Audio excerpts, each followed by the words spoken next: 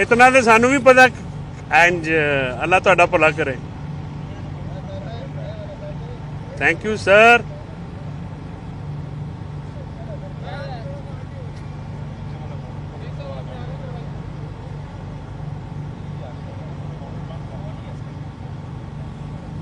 आ मुंडे नूं फड़ा दो, उधर साइड तो पकड़ लेंदा। ठीक है सर, शॉर्ट करेगा। शॉर्ट क्यों कर रहे हो? मैं मौके पे सानू किसी मिशन मकसद वास्ते भेजा है। जो सब ये ज्यादा वायरल होंदी तुहानू पता है? केड़ी सर? ये जेडी पहले करदे हो ते बाद च। अच्छा चलो थोड़ा सा कहते हैं ठीक है टाइम क्या हुआ? जी सर, जी सर जी। वो 5:04 मोबाइल साहब थोड़ा सा अच्छा 5:05 हो गए। जी। बिस्मिल्लाहिर्रहमानिर्रहीम। आज शाम के इस पहर भी अडयाला जेल में अलकादर ट्रस्ट केस का मुकदमा सुना जा रहा है। मैंने जज साहब से गुजारिश की है कि शदीद ठंड है और इस ठंड के माहौल में बाहर मीडिया वाले भी और अंदर वकला साइलिन भी, क्योंकि बहुत यख बस्ता कमरा है जिसमें ये प्रोसीडिंग्स होती हैं। रिक्वेस्ट की है कि आज आपको इतनी जल्दी क्या है कि अगर आप इसको 2-3 दिन जो है आगे कर लें और मामला जो है उसको सुन के, आर्गूमेंट सुन के वो बाज़िद हैं। अलकादर ट्रस्ट केस है क्या, मैं मुख्तसरन आपको ये बताना चाहता हूँ। अलकादर ट्रस्ट केस बुनियादी तौर पे टारगेट किया जा रहा है इमरान खान साहब के सोशल वर्क को। इमरान खान साहब की तरफ से गरीबों के लिए, पाकिस्तान के अवाम के लिए जो काम किया जा रहा है 30 सालों से, उसको टारगेट करने का एक सोचा समझा मंसूबा है। यानी एक देहात के अंदर, मेरे अपने ज़िले में छोटे से गांव के अंदर, वो अलकादर ट्रस्ट जिसमें सीरतुल नबी और नबी पाक सल्लल्लाहु अलैहि वसल्लम की ज़िंदगी और हयात के ऊपर जो है लोगों को ये तालीम दी जानी है, उस टारगेट को उसको एक देहात में जो जहाँ पे 100% लोग फ्री पढ़ते हैं, अलकादर ट्रस्ट बनाया गया सीरतुल नबी के लिए और सुन्नत नबवी के लिए। जो तालीम है आम लोगों को, अवाम को हज़रत मोहम्मद सल्लल्लाहु अलैहि वसल्लम की सीरत के बारे में, ज़िंदगी के बारे में जो तालीमात के लिए, उसके ऊपर जो है ये एक फर्जी केस खड़ा गया। और इस पे जो इल्ज़ामात हैं उनका बुनियादी मकसद पाकिस्तान में होने वाले जो फलाही काम हैं उनको टारगेट करना है। यानी इसका ये मतलब है कि अगर अलकादर ट्रस्ट केस में सज़ा सुनाई जाती है तो शौकत खानम कैंसर हॉस्पिटल लाहौर, जिसका 9 अरब रुपए का सालाना जो खर्चा है, जो कि नुकसान होता है, डेफिसिट में होता है, वो इमरान खान साहब अपनी की ज़ात की वजह से फंडिंग होती है ओवरसीज़ की तरफ से, जिसमें वो पूरा होता है। इस तरह शौकत खानम पिशार है और अब अंडर कंस्ट्रक्शन जो कराची वाला है उसके ऊपर आप जो हैं ये कदगन लगा रहे हैं। इसी तरह नमल का जो प्रोजेक्ट है जिसके लिए जो इंटरनेशनल डोनर्स हैं वो इमरान खान साहब की ज़ात पे करते हुए जो है ये उसको डोनेशन देते हैं। और ये कहना कि एक प्राइम मिनिस्टर जो है वो फलाही काम नहीं कर सकता, हालांकि किसी भी जो वज़ीर आज़म है उनका बुनियादी काम अवाम की फलाह होता है। तो ये उसके लिए जो है रखा गया 190 मिलियन पाउंड का जो ये अलकादर ट्रस्ट का ये केस बनाया गया है। बुनियादी तौर पे इसको बरतानिया में नेशनल क्राइम एजेंसी ने इसलिए इसको तफ्तीश की कि नवाज शरीफ के साहबजादे हसन नवाज ने 9 अरब की प्रॉपर्टी 18 अरब रुपए में बेची। तो उन्होंने कहा कि यह सस्पिशियस ट्रांजैक्शन है, इतनी महंगी प्रॉपर्टी कैसे बिकी, और अली रियाज साहब ने ये चीज़ खरीदी। उसके बाद बिलावल हाउस में जरदारी साहब ने, जो बिलावल हाउस लाहौर है, वो 5 बिलियन रुपीज़ का 5 अरब रुपए का बनाया गया जब वो सदर थे। तो ये जो अलकादर ट्रस्ट है ये तो गरीबों के लिए बनाया गया, ये तो किसी की ज़ात के लिए एक टका नहीं जाता, ना इमरान खान साहब, ना उनकी फैमिली, ना उनकी ज़ौजा इस सारे केस में से एक। और ये प्रोसिक्यूशन का एविडेंस इस सिलसिले में खामोश है कि ये क्राइम प्रोसीड्स हैं या इसमें से 1 टका भी बेनिफिट लिया गया। उल्टा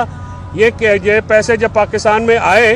तो इसके ऊपर तकरीबन 24 अरब रुपए के करीब जो है मुनाफा भी सुप्रीम कोर्ट के जब अकाउंट में था वो बनाया गया है, और अब वो मुनाफा समेत وہ تمام پیسے حکومت کے اکاؤنٹ میں، یعنی واحد کیس ہے جس میں 1 ٹکے کا نقصان نہیں ہے، لیکن یہ نیب کا کیس بنایا گیا ہے اور ایک مضحکہ خیز بنیادوں کے اوپر یہ کیس بنایا گیا ہے۔ تو یہ کیس کی صورتحال ہے کہ اور جس طرح سے پروسیکیوشن کی گئی ہے اور جس طرح سے پروسیڈنگز جاری ہیں، مجھے اس میں کوئی حیرانگی کی بات نہیں ہوگی کہ اگر وہ باقی اتنے زیادہ جعلی کیسز کے ذریعے عمران خان صاحب کو سزا سنا دیں گے تو اس میں مجھے حیرانگی نہیں ہوگی۔ اس کے ساتھ ساتھ سول ڈس اوبیڈینس یعنی سول نافرمانی کی جو کال ہے، وہ عمران خان صاحب نے آج اس پہ بات کرتے ہوئے کہا ہے کہ سنڈے تک اگر ہمارے 2 جائز مطالبات جو ہیں حکومت اگر ان کو تسلیم نہیں کرتی یا ان پہ بات نہیں کرتی تو پھر ہم سنڈے کو یہ جو ہے ہماری موومنٹ شروع ہو جائے گی سول ڈس اوبیڈینس کی۔ یا تو حکومت ہمارے ساتھ مذاکرات کرے یا ہمیں کنونس کر لے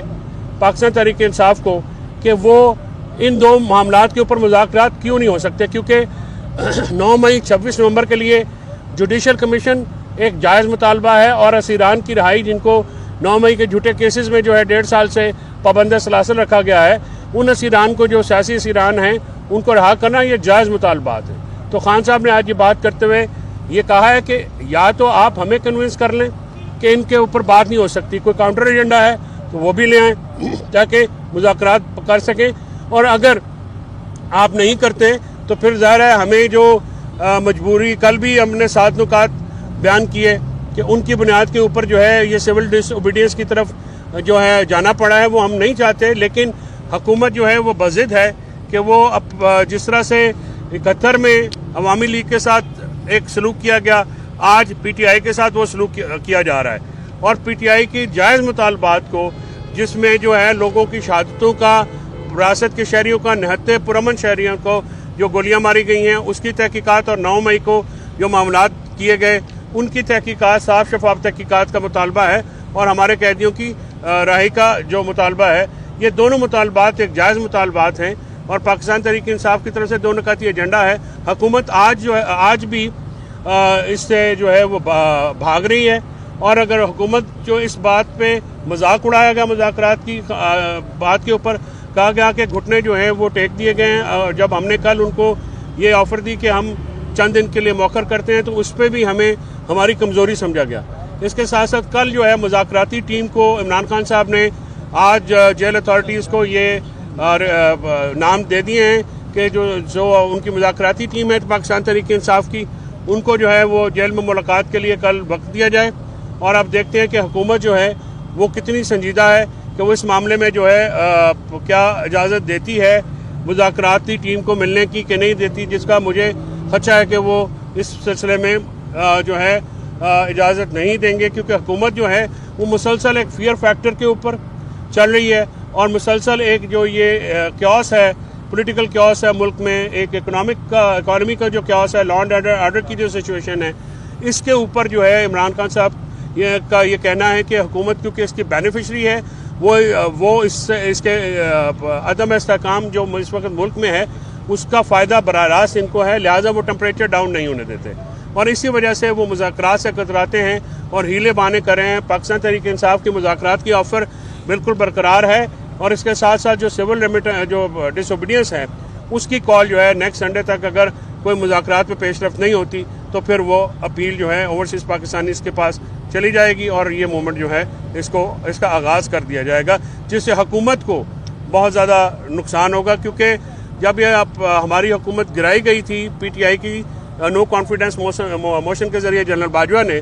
تو ملک کو اس وقت سے لے کے اب تک 42 ارب روپے کا جو ہے نقصان پہنچایا گیا، اور پاکستان جیسا ملک جو ہے وہ اس چیز سے ریکور نہیں ہو سکتا، اور ملک میں حکومت جو یہ کہہ رہی ہے کہ سول ڈس اوبیڈینس کی موومنٹ کے اوپر کرٹیسزم ہو رہا ہے کہ جی یہ ملک سے سنسیئر نہیں ہے، ملک کو اس سے خطرہ ہے، تو آپ نے جو آئی ٹی انڈسٹری کے ساتھ کیا، جو آپ نے ملک کے دوسرے بزنسز کے ساتھ کیا، جی ڈی پی اور جو